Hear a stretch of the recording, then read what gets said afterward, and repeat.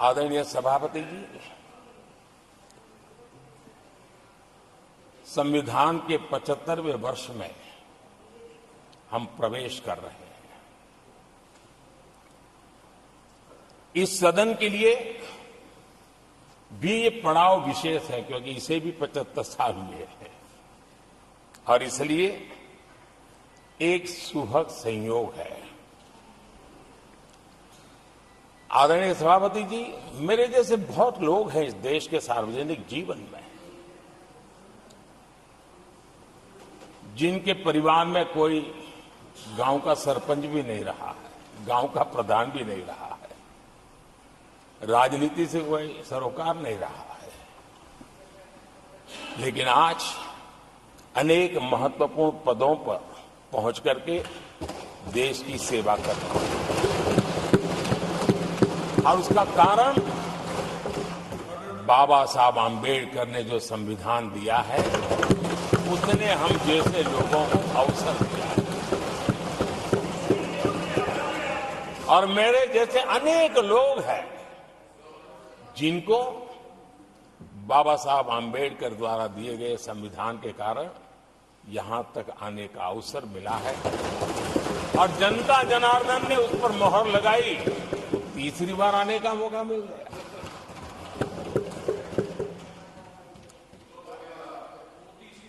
आदरणीय सभापति जी, संविधान हमारे लिए ये कोई आर्टिकल्स का कंपाइलेशन मात्र नहीं है, हमारे लिए उसका स्पिरिट भी और उसके शब्द भी बहुत मूल्यवान है।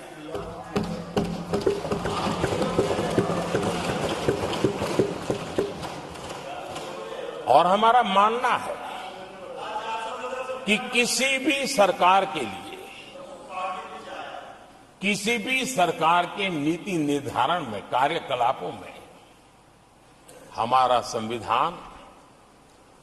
लाइट हाउस का काम करता है, दिशा दर्शक का काम करता है, हमारा मार्गदर्शन करता है।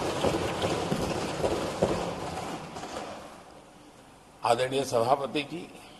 मुझे याद है मैंने जब लोकसभा में हमारी सरकार की तरफ से कहा गया कि हम 26 नवंबर को संविधान दिवस के रूप में मनाएंगे, तो मैं हैरान हूं जो आज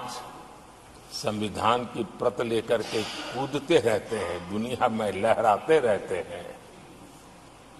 उन लोगों ने विरोध किया था 26 जनवरी तो है